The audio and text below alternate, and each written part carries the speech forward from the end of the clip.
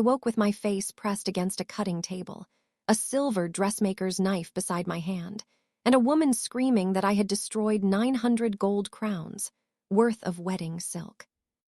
That was the first sign. I was no longer dying beneath fluorescent hospital lights. The second was the black needle clenched between my fingers. The third was the flood of memories that hit me when Lady Seraphine Morcant slapped a torn sleeve onto the table. My name was Nara Iven. I was 24 years old, an estate seamstress with no family, no savings, and exactly 3 copper crescents hidden inside the hem of my mattress. I was also a reincarnator. In my previous life, I had spent 11 years as a textile engineer. I understood fiber orientation, weave density, tensile failure, thermal insulation, dye chemistry, seam loading, and the quiet violence caused by uneven tension.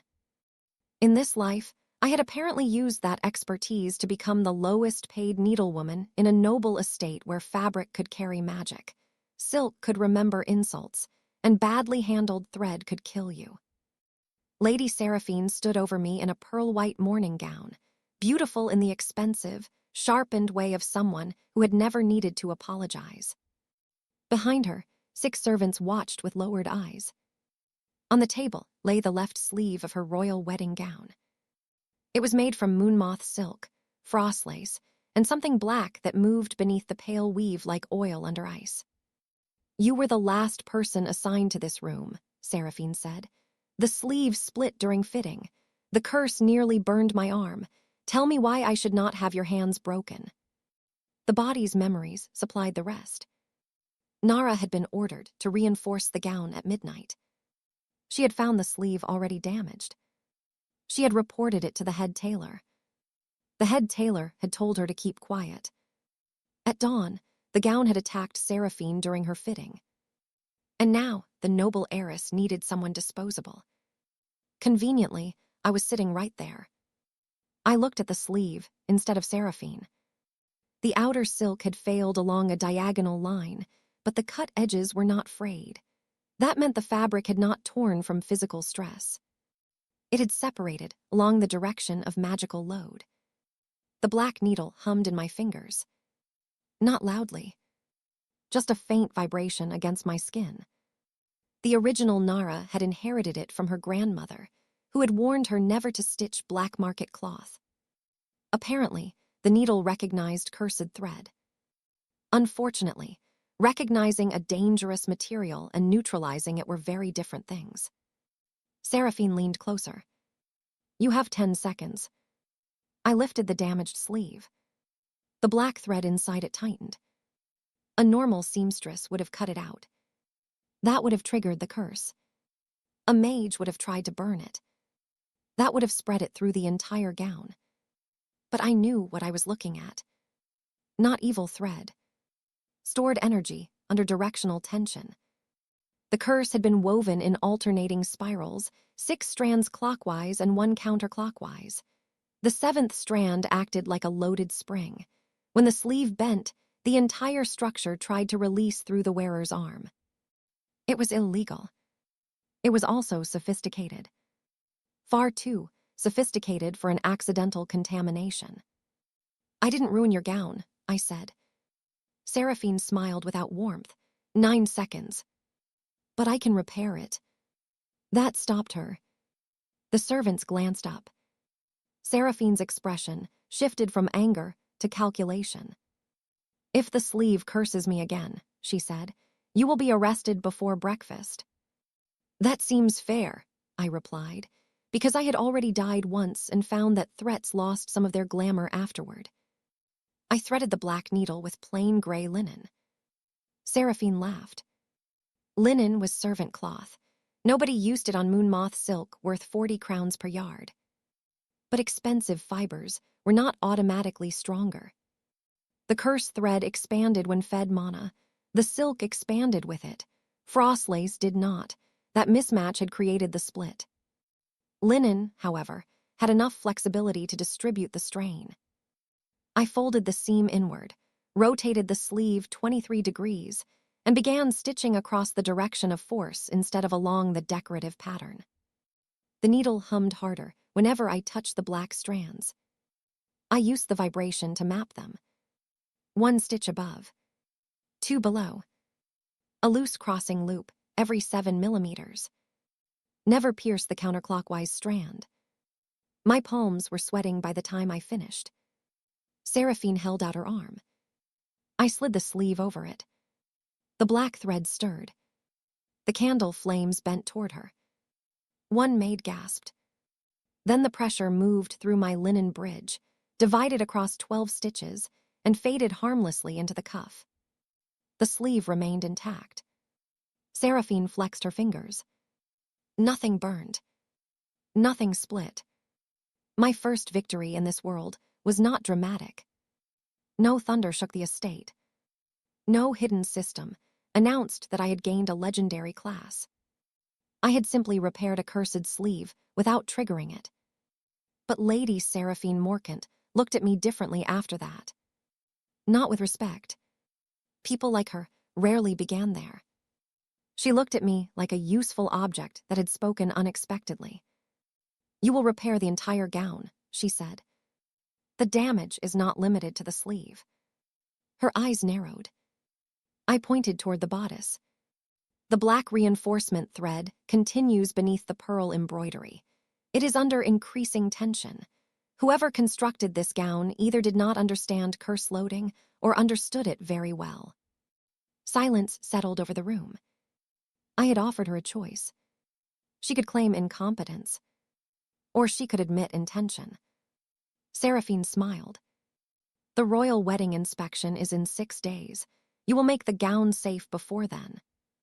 And if I discover unregistered curse thread..." Her gaze became cold enough to frost glass. "You will discover whatever I tell you to discover." That was when I understood the true shape of the problem. Seraphine was not frightened that I had found cursed thread. She was frightened that I might identify where it came from. And she had just ordered the wrong reincarnated textile engineer to spend 6 days examining the evidence.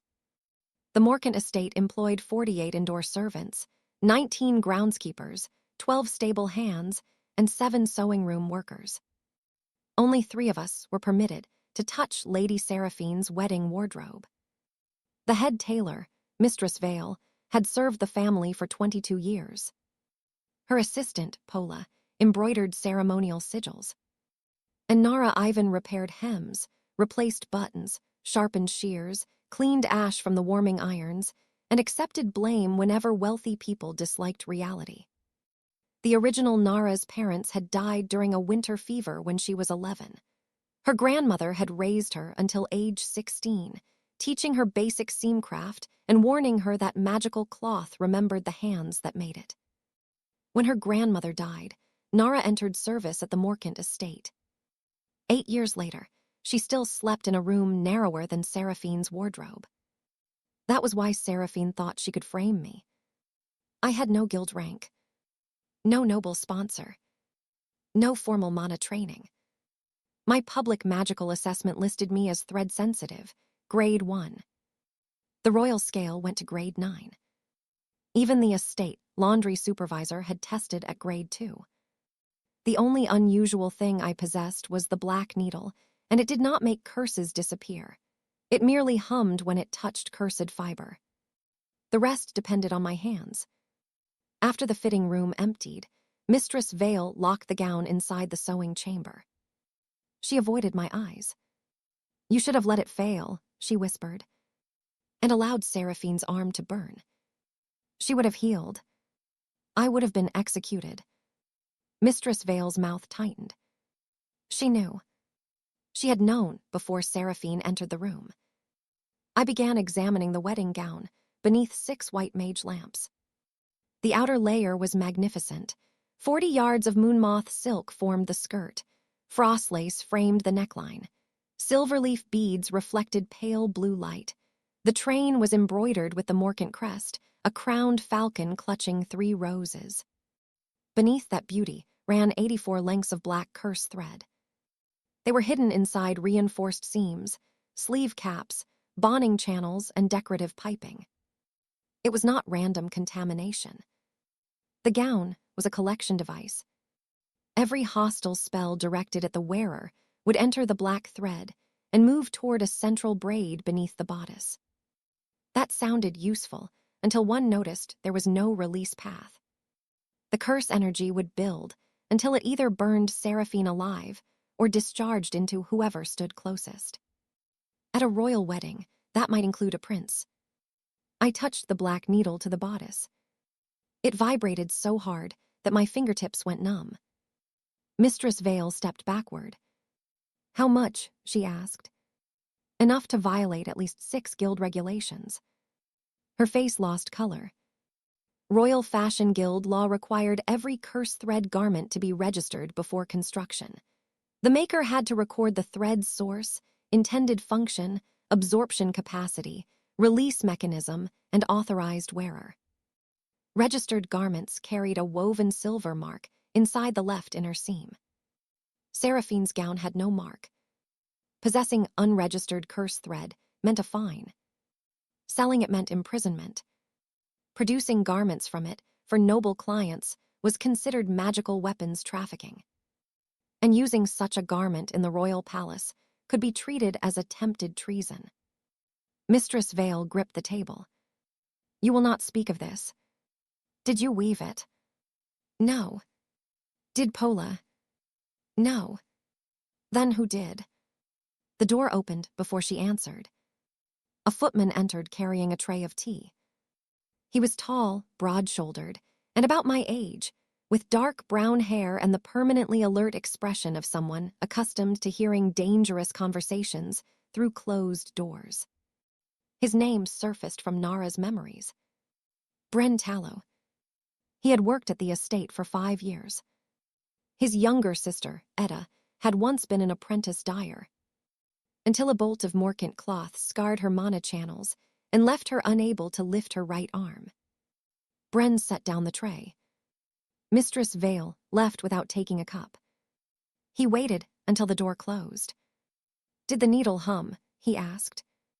I looked at him. The original Nara had never told anyone what the needle did. "My grandmother knew yours," he explained. "Etta said black needles were used by old curse menders. Mine detects cursed fiber, that's all." "That may be enough." He removed a folded scrap of blue fabric from beneath the tray. One edge was blackened. "My sister was injured by cloth sold through the night market near Copper Arch. The merchant claimed it was storm-resistant velvet. When she steamed it, the fabric discharged enough curse energy to damage 3 mana circuits." I touched it with the needle. The hum matched Seraphine's gown. Same pulse. Same alternating spiral. Same manufacturing flaw. Bren watched my face. "It came from her, didn't it?" "I can't prove that yet. She visited the market 12 times this spring, always after midnight, always using the eastern carriage without family colors. That was useful. Also dangerous." "Why tell me?" "Because 6 servants have been injured in 2 years. Because every report disappeared. Because my sister still wakes screaming when the weather changes." His voice stayed level, which made it hurt more. "And because Seraphine plans to blame you for the gown." "She already has." "No, this morning was only the beginning. The estate steward prepared a confession document before the fitting." That was efficient of them. I poured tea and took one careful sip. "Can you obtain it?" "Not without being caught." "Then don't." Bren frowned. I turned the gown inside out. Under the right side seam, hidden beneath decorative binding, was a tiny maker's knot formed from 3 loops. Not a guild mark. A private signature. "In my first life," I told him, "manufacturers used lot numbers to trace defective material. This world uses habits instead."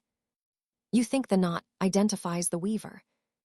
"I think people who break laws still like taking credit." I cut no thread. Removed no evidence.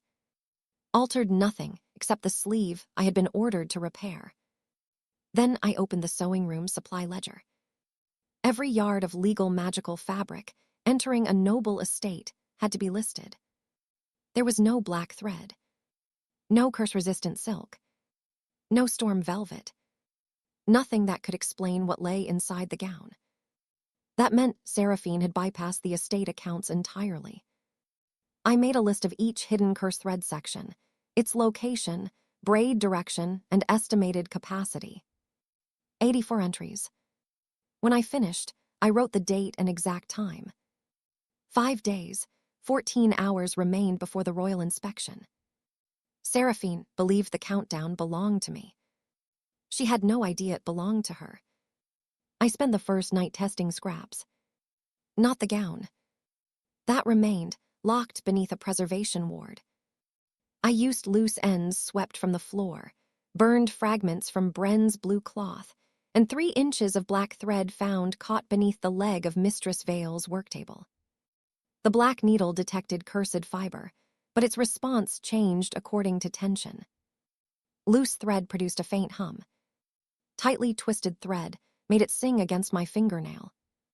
When I braided 3 cursed strands around 1 ordinary flax core, the vibration stabilized. When I used 4 cursed strands, the braid heated. At 5, it snapped a wooden clamp. That told me the material did not merely contain curse energy. It reacted to geometry. In my previous life, fibers behaved differently depending on twist, crimp, weave pattern, moisture, temperature, and load direction. Here, magic added another variable, but the principles remained familiar. A curse moved through thread like force through a structural cable. If I could control the path, I could control the result. I made 12 test braids. The first unraveled. The second scorched the table. The third absorbed a minor warming charm, then released it through my thumb hard enough to numb my hand. The fourth held. 3 black strands. 2 linen strands. 1 silver nettle filament. A loose 6-part braid with alternating tension. When Bren returned before dawn, he found me wearing a strip of it around my wrist. "That seems unwise," he said. "I prefer carefully irresponsible." I asked him to activate the smallest household hex he knew. He hesitated. Footmen at noble estates learned minor defensive magic because drunken guests occasionally mistook servants for furniture. Bren cast a sting hex. A spark of green light struck my wrist. The braid tightened. The curse vanished into the black fibers. For half a second, the strip grew warm. Then the energy spread across the linen core and faded. No burn. No backlash. No damaged skin. Bren stared. "You made curse-proof cloth. Hex-resistant, 1 minor spell, the braid would fail under anything stronger. That is still more than the Royal Guild sells to ordinary guards. The guild treated cursed thread as contaminated waste. Licensed handlers burned it in sealed furnaces and buried the ash beneath salt wards. Nobody braided it into protective material because curse energy had a reputation for being unpredictable. People said the same thing about electricity before standards existed. I made a second strip and tested it with 2 sting hexes. It held. The third caused the silver nettle filament to melt. So the safe capacity was 2. That gave me a measurement. By breakfast, I had produced 1 functional fingerless glove. It looked ugly. Gray linen. Black reinforcement lines. Uneven fingertips. A noble would have rejected it on sight. I loved it immediately. At 10 in the morning, Seraphine summoned me to her private dressing room. She had invited Master Corvin Rusk, Deputy Registrar of the Royal Fashion Guild. That worried me until I saw the way he kissed her hand. Guild officials were supposed to bow to noble clients.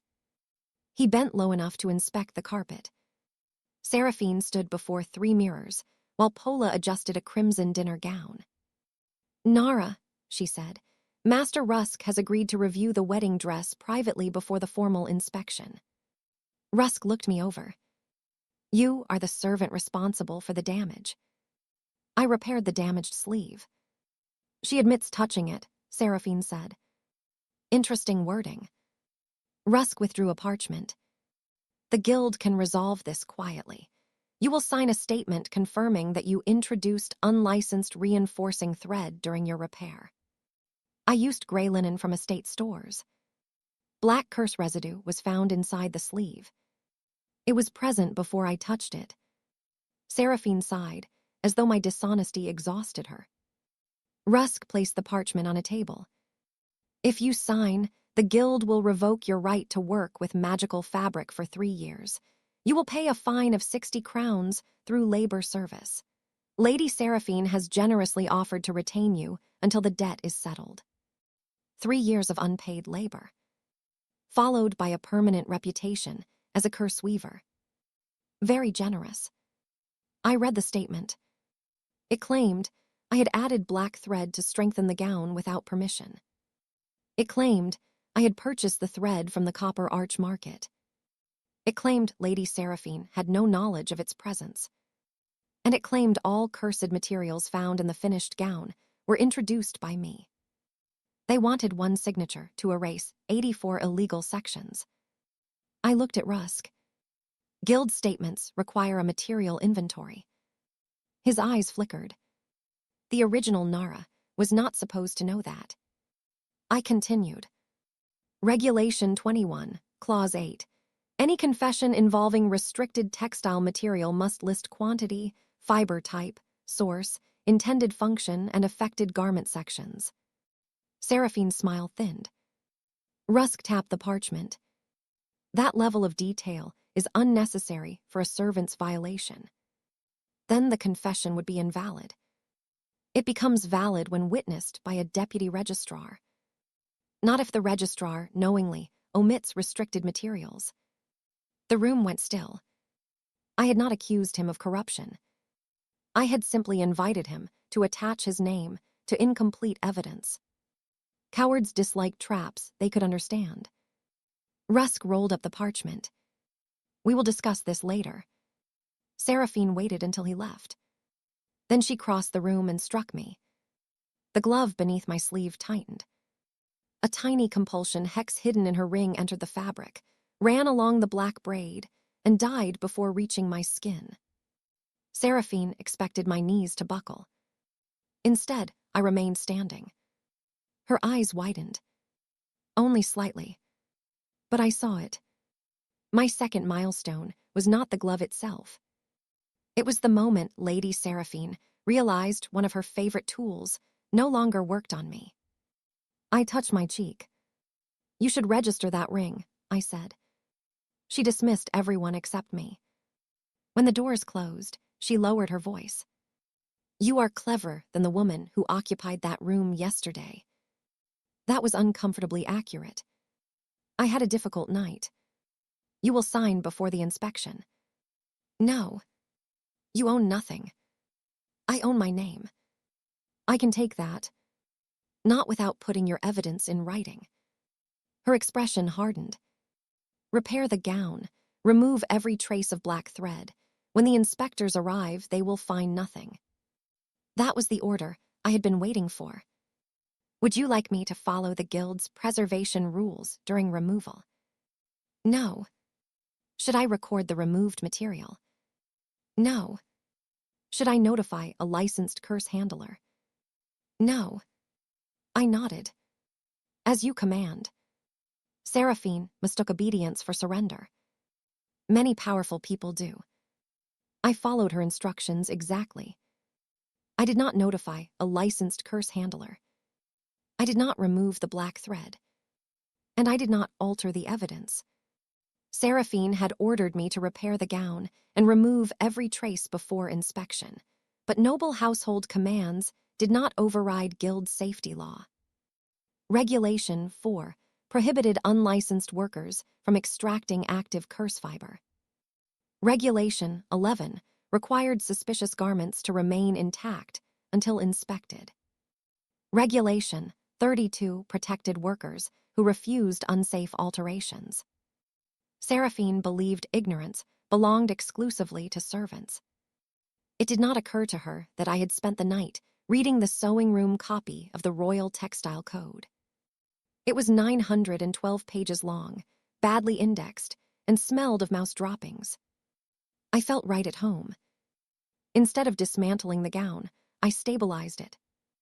I added removable linen support stitches around high-tension areas, ensuring the curse channels would not rupture before inspection. I used undyed thread, so every alteration was visible. Each support stitch was temporary. Each was legal. Each made it harder for Seraphine to claim the black weave had appeared accidentally during a last-minute repair. Meanwhile, I continued experimenting. The glove blocked 2 minor hexes.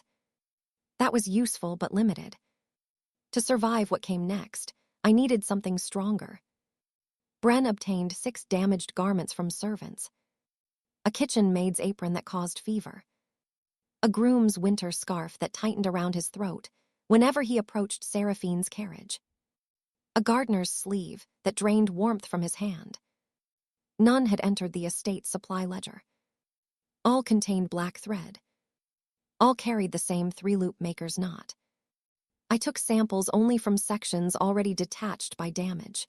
I labeled them by garment, wearer, date of injury, and thread pattern. The thread differed slightly across pieces. Earlier items used a 5-to-1 spiral.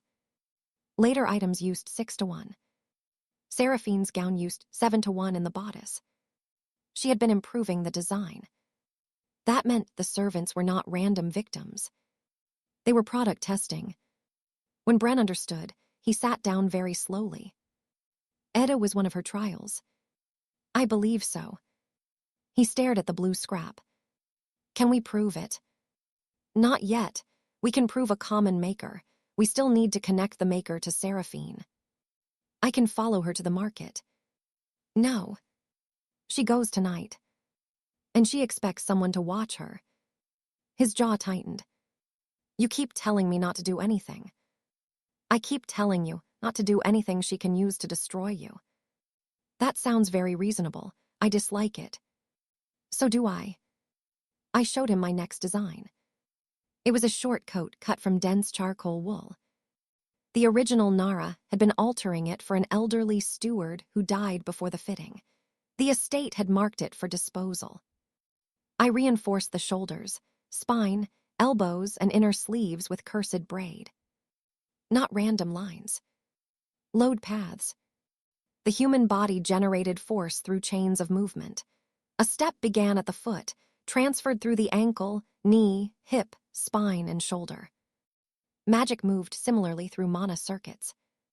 If the black thread could absorb hostile energy, perhaps I could distribute that energy along the body instead of simply trapping it. The first test failed. Bren cast a push hex.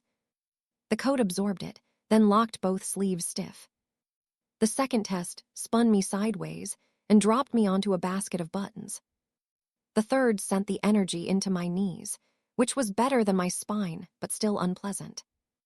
On the 8th attempt, I changed the braid angle around the shoulder blades. Bren cast the hex. The coat tightened. Instead of throwing me backward, the absorbed force flowed down the spinal seams, around my waist, and into my thighs. My body moved before I consciously chose to move. I stepped aside. Vast. Much faster than the body's ordinary reflexes. Bren blinked. Again. The second hex came from my left. The coat pulled my shoulder backward and turned me cleanly out of its path. The curse energy did not make me stronger in the usual sense. It temporarily increased the speed of my response by reinforcing the movement my body had already begun. I could not stand still and absorb endless attacks. I had to move with the energy. Bad alignment would injure me. Excess charge would overheat the braid. But for 3 breaths after each absorbed hex, my reflexes sharpened. The battle coat worked. My third milestone smelled of hot wool and singed linen. It was not beautiful. Yet, the next morning, Seraphine announced that the inspection had been moved forward. Instead of 6 days, the Royal Guild would arrive in 4.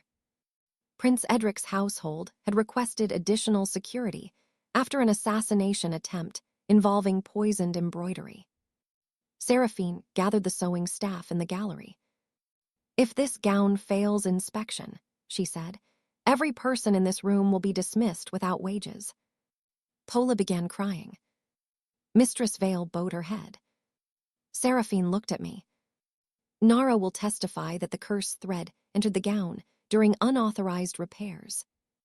"No," I said. Her eyebrows rose. It was the first time anyone in that room had contradicted her without lowering their voice. Seraphine walked closer. "You may want to reconsider. You may want to register the gown before inspectors find 84 concealed curse channels." Pola stopped crying. Mistress Vale shut her eyes.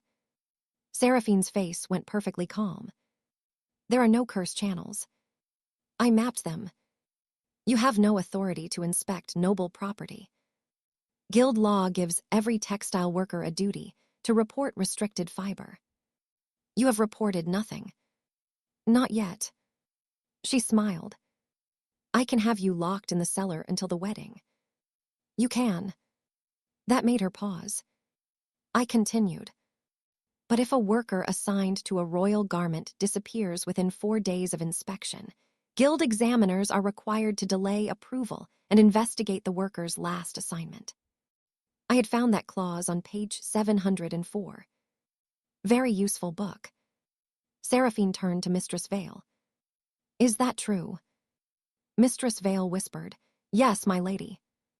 For the first time, Seraphine looked uncertain. Not frightened. Not yet. But uncertainty was the first loose thread in every collapse. That afternoon, Seraphine changed tactics. She offered me money. 200 crowns in a lacquered box. Enough to leave the estate, run a shop, and live comfortably for a year. All I had to do was sign a guild statement accepting responsibility, surrender the Black Needle, and depart the capital before sunrise. "I thought I owned nothing," I said. "You own an opportunity." "I own evidence." Her pleasant expression disappeared. "The gown will pass inspection." "Not legally." "Legality is a matter of influence. Material composition is less flexible." She pushed the box toward me. I pushed it back. "I warned you," I said. "Register the gown, disclose the thread. Let the guild remove it safely. The wedding is in 9 days. Then wear another gown." Her laugh was short. The wedding gown had been commissioned to display Morcant power. Noble marriages in this kingdom were contracts made visible through fabric. The length of a train showed territorial holdings. The embroidery displayed alliances. The mana held in the garment represented the bride's family strength. Seraphine did not merely want to look beautiful. She wanted the royal court to see her wearing a gown capable of swallowing hostile spells. A legal defensive gown of that quality would cost nearly 4,000 crowns and require 8 months of registered work. She had attempted to build one for 900, using illegal thread and injured servants as test subjects. Vanity, greed, and impatience.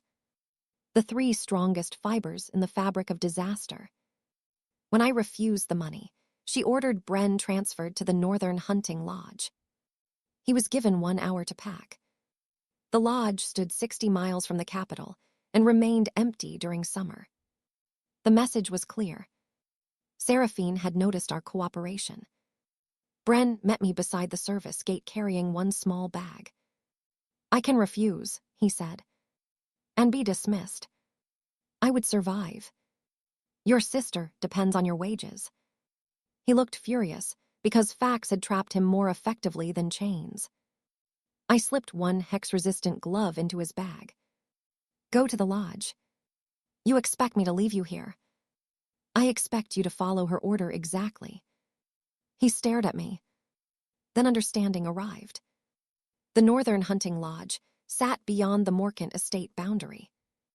Servants stationed there reported to the family's rural steward, not Seraphine. More importantly, the lodge's outgoing correspondence was handled by the Crown Post because royal hunting parties sometimes used it. Letters sent from there could not be intercepted by the Morcant household. Inside the glove, I had stitched a narrow pocket. Inside that pocket was a copy of my 84-entry material map, the servant injury list, and a letter requesting an emergency guild examination under Regulation 50. Bren's mouth twitched. You enjoy rules too much. I enjoy useful rules. What if the guild ignores the letter? Send a second copy to the palace wardrobe office. That will ruin her. No, her decisions will ruin her. We are only providing accurate measurements.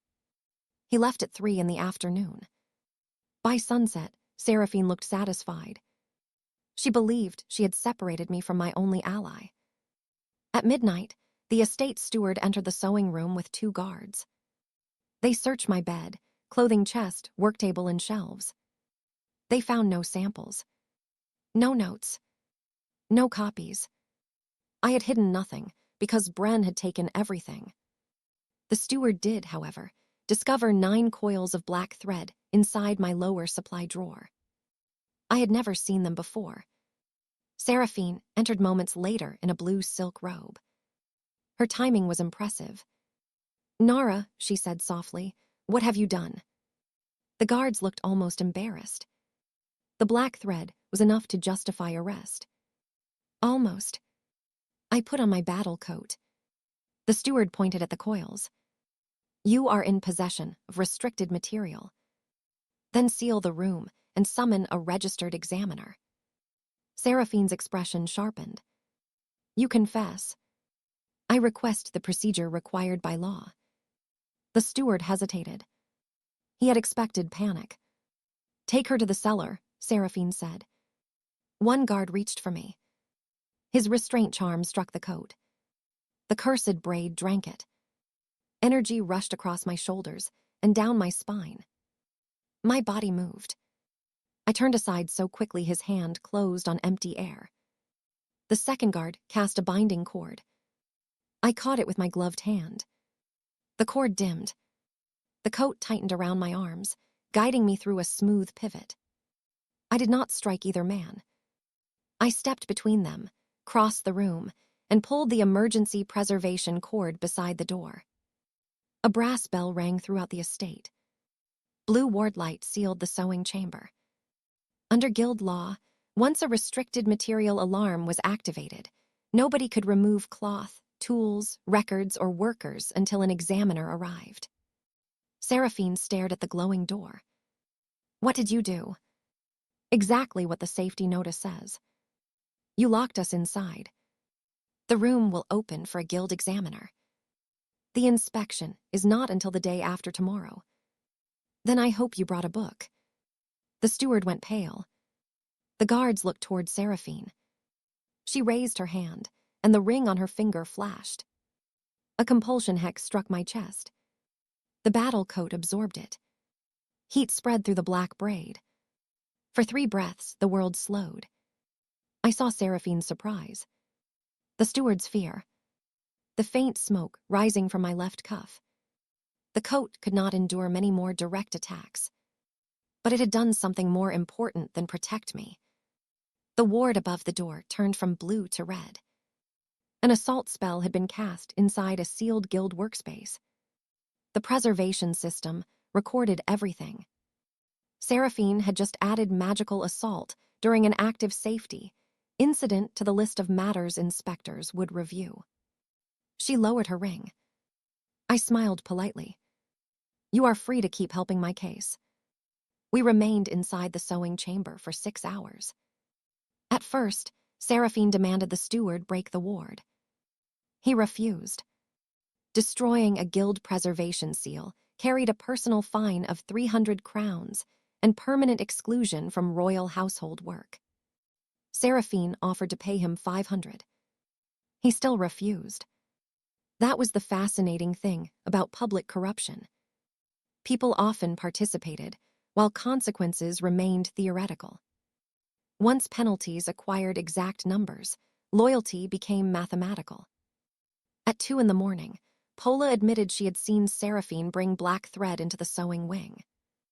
At 3, Mistress Vale admitted she had been ordered to sew hidden channels into 7 experimental garments. At 4, the younger guard admitted he had carried sealed cloth crates from the eastern carriage to the cellar. Nobody wanted to be the final person protecting a collapsing lie. Seraphine denied everything. The ward recorded that too. At dawn, 3 guild examiners arrived with palace guards. Bren's letter had reached both offices.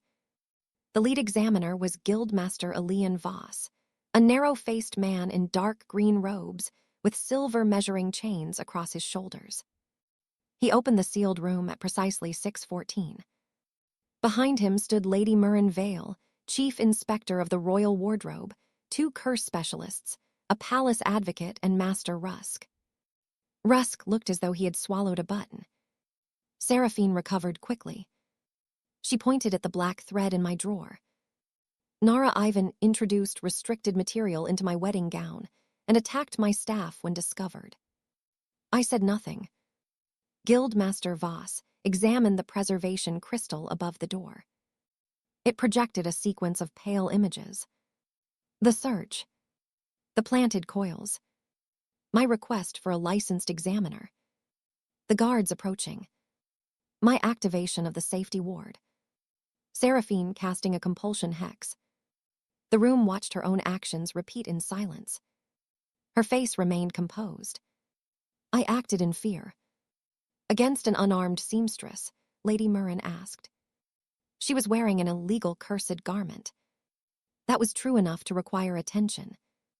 Every eye turned toward my coat.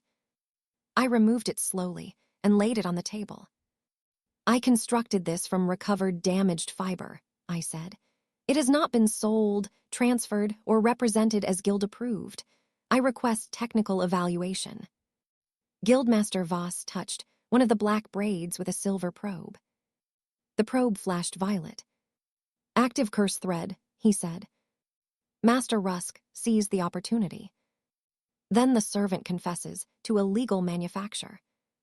I confess to constructing an unregistered prototype for personal defense after repeated magical assault. The palace advocate looked at Seraphine's ring. Repeated. I held up the glove. 2 days ago, Lady Seraphine struck me while casting a minor compulsion hex. Last night, she cast a stronger one during the sealed incident. The glove and coat absorbed both. Lady Murren leaned closer to the braid. You used curse thread to block curse magic. To redirect it. The thread is braided around stable fibers that control expansion and distribute magical load. That is considered impossible. It is considered waste because existing disposal rules assume cursed fiber cannot be stabilized. The assumption is incorrect. Guildmaster Voss looked interested despite himself. Demonstrate. One curse specialist cast a weak slowing hex at the empty coat. The braid darkened but did not move. It requires a wearer, I explained. The structure distributes energy along movement paths. I put it on. The specialist cast again. The coat tightened. My body shifted half a step before the spell fully struck. The slowing hex vanished into the braid. Lady Murren's eyes widened. Guildmaster Voss ordered a second test. Then a third. The coat absorbed 3 minor spells. On the 4th, the left sleeve smoked. I removed it immediately. Current safe capacity is 3 minor hexes or 1 moderate curse before cooling. Exceeding that risks circuit feedback. You know its limitations, Voss said. I measured them. I showed him the test notes stitched into the inner lining using coded thread lengths. I had not trusted paper inside the estate. Seraphine laughed. It sounded brittle. This performance has nothing to do with my gown. It has everything to do with your gown, I said. The thread in my coat came from garments worn by Morcant servants. All carried the same maker's knot and spiral structure as the thread hidden in your wedding dress. Lady Murren turned toward the gown. The curse specialists began scanning it. 1 count became 10. 10 became 30. By the time they reached 84, nobody spoke. Master Rusk stepped backward. Guildmaster Voss found the false confession in his case. Apparently, Bren's letter had mentioned it. Rusk claimed he had drafted the document based on Seraphine's statement. The advocate asked why it omitted a material inventory. He had no convincing answer. Then Lady Murren found the central braid beneath the bodice. Its estimated capacity was enough to absorb 12 battle-grade curses. Its release pathway led into the train. At the end of the train, silver embroidery formed the royal crest. Had Seraphine worn the gown into the palace and absorbed hostile magic, the stored energy could have discharged through any ceremonial ward connected to that crest, including the prince's protection array. This was no longer a fashion violation. It was a royal security emergency. Seraphine finally lost her composure. I was building protection for my future husband. Without registration, Lady Murren said, the guild would have delayed me for months. Because experimental curse garments can kill their wearers. The gown is safe. I looked at the uneven tension near the left waist seam.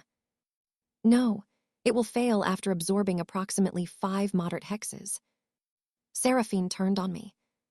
You know nothing. I know the frostlace contracts by 4% when saturated with curse energy. The moonmoth silk expands by 7. Your black braid expands by nearly 12. The seam allowance is less than half an inch. Once the bodice reaches 43% capacity, the left channel will rupture. Guildmaster Voss examined the seam. His silver probe confirmed it. Seraphine's face emptied. That was the moment she understood. I had not merely discovered her secret. I understood her work better than she did. The royal wedding inspection became a formal guild hearing by 9 o'clock. It took place in the Morcant Grand Ballroom because the evidence could not legally leave the estate before cataloging. Household servants lined one wall. Guild officials occupied the other. Representatives from Prince Edric's family arrived before noon. Seraphine's parents entered last. Lord Morcant was a broad man with a red ceremonial sash and the expression of someone who believed every disaster could be invoiced to someone poorer. Lady Morcant did not look at her daughter. She looked at the gown. That told me which loss frightened her most. Guildmaster Voss presented the findings. 84 unregistered curse channels. 14 injured servants. 7 experimental garments. 3 hidden purchases from the Copper Arch Market. 1 falsified confession. 1 compromised deputy registrar. 1 magical assault recorded during a safety seal. The Eastern carriage logs connected Seraphine to 12 nighttime market visits. The estate cellar contained 31 bolts of restricted cloth. Each carried the same 3-loop maker's knot. The final connection came from a market ledger.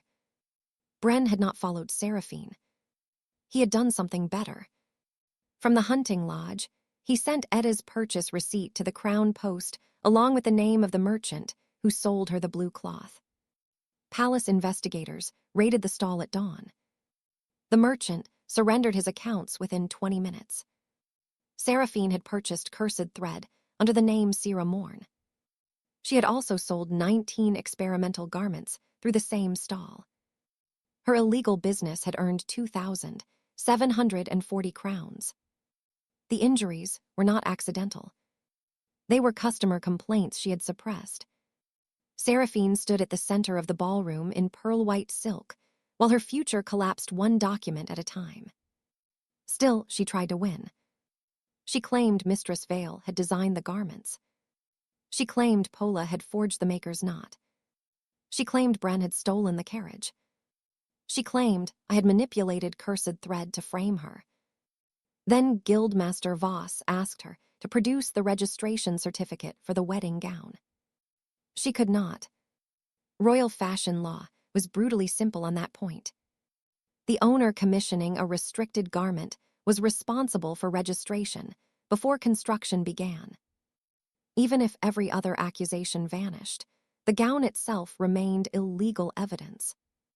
Seraphine had worn it during fittings. She had ordered servants to alter it. She had attempted to bring it into the palace. Her own vanity had placed her at the center of the chain. Prince Edric's representative rose. The royal household withdraws consent for the marriage contract. Lady Morcant made a choking sound. Seraphine turned white. The engagement had included a penalty clause. If the Morcants caused cancellation through criminal concealment, they owed the royal household 12,000 gold crowns, the surrender of 2 vineyard estates, and repayment of all wedding expenses. Lord Morcant stood. This hearing has not established criminal intent. The palace advocate lifted the false confession. Your daughter attempted to assign responsibility to a servant before the restricted material was formally discovered. Master Rusk lowered his head. He had already agreed to cooperate in exchange for reduced penalties. Lord Morcant looked at Seraphine. For the first time, she seemed young. Not innocent. Just unprotected. Then the ballroom doors opened. A man in black armor entered with 6 Morcant guards. Sir Verk Dane, the family's hired curse knight. The body's memories recognized him as the man used when legal pressure needed to become personal. Black symbols crawled across his breastplate. His right gauntlet carried a contract seal, binding him to defend Morcant blood against magical threats. Lord Morcant pointed at me. That woman is wearing stolen curse material. Detain her. Guildmaster Voss stepped forward. This is a royal guild hearing. Sir Verk drew no sword. He did not need one. He raised his hand. A suppression curse struck the floor around me. My battle coat was still cooling. Its left sleeve was damaged. It could not absorb a night-grade spell. Fortunately, I had not spent the previous night relying on one prototype. Beneath my servant dress, wrapped around my shoulders, waist, legs, and arms, I wore the 4th design. A full mantle made from layered curse thread braid. 36 narrow channels, each separated by linen, wool, and silver nettle cores. No single braid carried the entire load. The mantle drank the suppression field. Black lines glowed beneath my clothes. Pressure surged through my mana circuits. For one dangerous second, my heart stumbled. Then the energy distributed. My senses sharpened. The knight advanced. I moved before he reached me. Not impossibly fast. Not like a legendary swordswoman. Just faster than his curse expected. He cast a binding sigil. The mantle absorbed it and tightened around my legs, strengthening the step I was already taking. I passed outside the sigil's edge. He cast a pain hex. The shoulder braids caught it. Heat rushed across my back and into my arms. I caught his wrist with both hands, turned with his momentum, and guided him into the ballroom's padded inspection table. He hit it hard enough to crack one leg. Nobody was injured. Nobody bled. But the hired curse knight was on the floor, and the servant Seamstress remained standing. Verk tried to rise. His armor released a burst of hostile energy. The mantle drank that too. The stored power reinforced my grip. I pressed his gauntlet against the floor until the contract seal flickered. Your oath says you must defend Morcant blood against magical threats, I said. I have cast no spell at them. He froze. The palace advocate leaned forward. I continued. Your employer ordered you to attack a witness during a royal hearing. That violates the lawful service clause in your own contract. Verk looked toward Lord Morcant. The seal on his gauntlet turned red. If he continued, the oath would rebound on him. Lord Morcant had hired a curse knight without reading the limits of the curse contract. That felt almost poetic. Verk lowered his head. I withdraw. The mantle released its stored energy in waves of heat. My knees nearly failed. Bren appeared beside me and steadied my elbow. He had returned with the palace investigators. Seraphine stared at the black lines visible beneath my torn sleeve. She had spent 2 years treating cursed thread as a shortcut to wealth and status. I had spent 4 days learning what it was actually for. Her battle knight had been defeated by the waste material she considered disposable. Just like me, the collapse of House Morcant did not happen in one dramatic instant. It arrived as paperwork, which, in my experience, was much harder to fight. The Royal Fashion Guild imposed penalties totaling 8,400 crowns. The palace added 12,000 under the broken engagement contract. 14 injured workers received compensation based on lost wages, healing costs, and permanent mana damage. Edda's award alone was 620 crowns. The estate's textile license was suspended. 31 bolts of illegal fabric were confiscated. Every garment Seraphine had sold was recalled. 3 noble clients demanded repayment. 2 filed separate suits after discovering curse channels hidden inside ceremonial coats. The Copper Arch merchant lost his stall, license, and warehouse. Master Rusk was removed as deputy registrar and barred from guild office for 10 years. Mistress Vale and Pola received reduced sanctions because they cooperated and because the guild recognized the coercion involved. Neither escaped consequence entirely. That mattered to me. Fear explained their silence. It did not erase the people hurt by it. Sir Verk terminated his contract with House Morcant before sunset. Apparently, being ordered to violate a royal hearing counted as employer misconduct. He later sent me a written apology and a replacement table leg. I kept both. Seraphine was placed under palace restriction while the cursed raid charges were investigated. She asked to speak with me privately. The request arrived through 3 lawyers and included the phrase mutually beneficial resolution. I agreed only with Guildmaster Voss, Lady Murren, and Bren present. Seraphine entered the guild consultation room wearing a plain gray dress. It was probably the cheapest garment she had worn since infancy. She sat across from me. "You have one," she said. "No, the hearing ended 4 days ago." Her mouth tightened. "My family will lose 2 estates." "Yes. My mother has dismissed half the household. The compensation fund can employ any displaced servants who choose guild retraining." That had been one of my conditions when Lady Murren asked for my technical cooperation. Seraphine leaned forward. "I can give you 1,000 crowns. For what?" "Withdraw your claim that I designed the experimental garments." "Did you design them?" "You know I did." "Then no." 2,000. "No." "A guild workshop in your name." "You no longer own a guild workshop." For the first time, anger cracked her careful tone. "You were nothing 6 days ago." "I was a person 6 days ago. You simply found that category inconvenient." She looked at Bren. "Your sister will be compensated. What more do you want?" He answered quietly. "For you to stop speaking, as though payment reverses pain."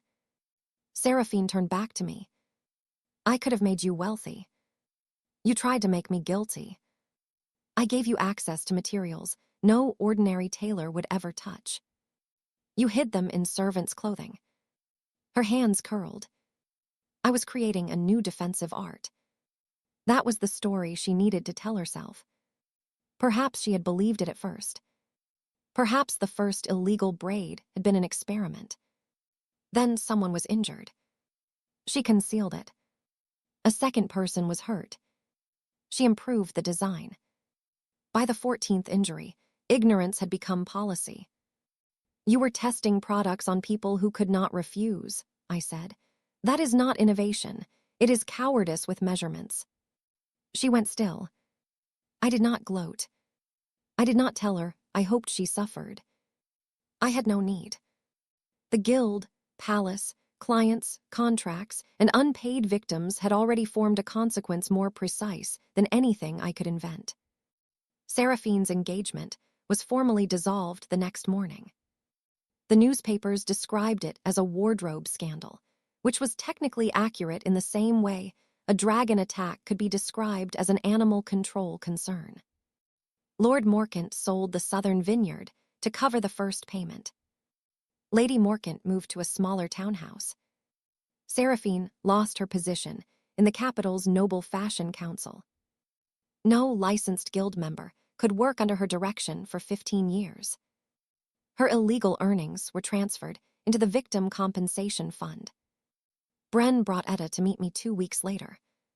She was 21, thin and guarded, with a stiff right arm held close to her body. The curse damage had scarred 3 mana circuits from shoulder to wrist. Healers had declared the injury permanent. I asked permission to examine the blue cloth that caused it. Then I studied the mana pathways around her shoulder. Cloth could distribute force. It could absorb hostile magic. There was no reason it could not support damaged circuits the way compression garments supported injured tissue in my old world. My first healing sleeve took 9 days to design. It used 24 narrow curse thread channels, none wider than a grain of rice. The braid did not remove Etta's scars. It absorbed the painful surges that struck when she tried to move and redirected small amounts of mana along safer paths. On the first fitting, she lifted her hand 3 inches. On the 5th, she touched her own shoulder. On the 20th, she held a teacup. Bren cried when she was not looking. I pretended not to notice. Some forms of dignity should be protected more carefully than royal silk. 3 months later, the Royal Fashion Guild created a new classification. Adaptive curse thread textiles. Every design required testing, registration, capacity limits, cooling intervals, and visible safety markings. I insisted on all 5, especially the safety markings. People become remarkably respectful of boring rules after watching an heiress lose 12,000 crowns. Guildmaster Voss offered me a senior research position. Lady Murren offered me a place in the palace wardrobe office. A military quartermaster offered 700 crowns for exclusive rights to the battle coat. I refused exclusivity. No single noble house, guild officer, or royal department would control the technique. That was how abuse began. Instead, I opened a workshop beside the Eastern Guild Hall. The sign read Iven Defensive Tailoring. Bren managed clients, supply records, and the front room. Etta supervised comfort testing and became the first certified mana support fitter in the capital. Mistress Vale joined us after completing 6 months of guild discipline. She apologized without asking me to erase what she had done. That was why I accepted. Pola chose embroidery work in another city. Sir Verk ordered the first registered curse thread coat for a professional knight. He requested extra reinforcement across the shoulders and signed every liability page without complaint. My black needle remained the center of the work. It still did only one thing. It hummed when it touched cursed thread. It never told me how to braid a channel. Never warned me when a seam angle was wrong. Never calculated safe capacity. Never made a design beautiful. Those parts required knowledge, testing, failure, and patience. I preferred it that way. Tools should assist judgment, not replace it. Within a year, my gloves protected city healers from spite hexes left in wounds. My coats allowed palace guards to absorb minor curses without collapsing. My support sleeves helped 37 people with damaged mana circuits regain movement. The full mantle remained mine alone. Not because nobody else could wear one. Because it demanded constant awareness of tension, heat, alignment, and energy flow. A careless wearer could injure themselves. Power without understanding was how Seraphine had begun. I had no intention of repeating her mistake in a more respectable building. As for Seraphine, the court convicted her of illegal curse trade, deliberate concealment, worker endangerment, and interference with a royal inspection. She avoided prison because she surrendered her remaining assets and testified against 2 suppliers. She spent 5 years under restricted residence and 10 more barred from magical commerce. Some people called that lenient. Others called it ruin. I called it measurable consequence. House Morcant survived, but smaller. Quieter. Much less certain that servants were invisible. On the first anniversary of the hearing, I received a parcel without a return name. Inside was a strip of pearl-white moon moth, silk from the dismantled wedding gown. The guild had destroyed the dangerous central braid, but preserved legal evidence samples. This piece carried one of my temporary gray linen stitches. The stitch that had kept the fabric from rupturing before inspectors arrived. Bren found me holding it beside the workshop window. "Bad memory?" he asked. "Complicated one." He placed 2 cups of tea on the sill. Outside, apprentices crossed the courtyard wearing black and gray protective gloves based on my second design. Etta stood beneath the guild arch, raising her once useless right arm to correct a student's measuring posture. The motion was not perfect. It did not need to be. I ran my thumb over the old linen stitch. In my first life, I had understood fabric but never magic. In this life, I had discovered they followed the same quiet truth. Strength did not come from pretending tension was absent. It came from seeing where the pressure traveled, choosing what would carry it, and refusing to let the weakest thread bear the entire load. Lady Seraphine thought cursed fiber was valuable because it could hide danger inside something beautiful. I became legendary by doing the opposite. I made the danger visible, gave it a safe path, and turned every curse sent against me into the strength to keep standing. That was the real gift of reincarnation. I did not return with a sword, a throne, or an unbeatable spell. I returned knowing that when a powerful person pulls too hard on a lie, sometimes all you have to do is stitch the truth in place and let the whole pattern tear around it.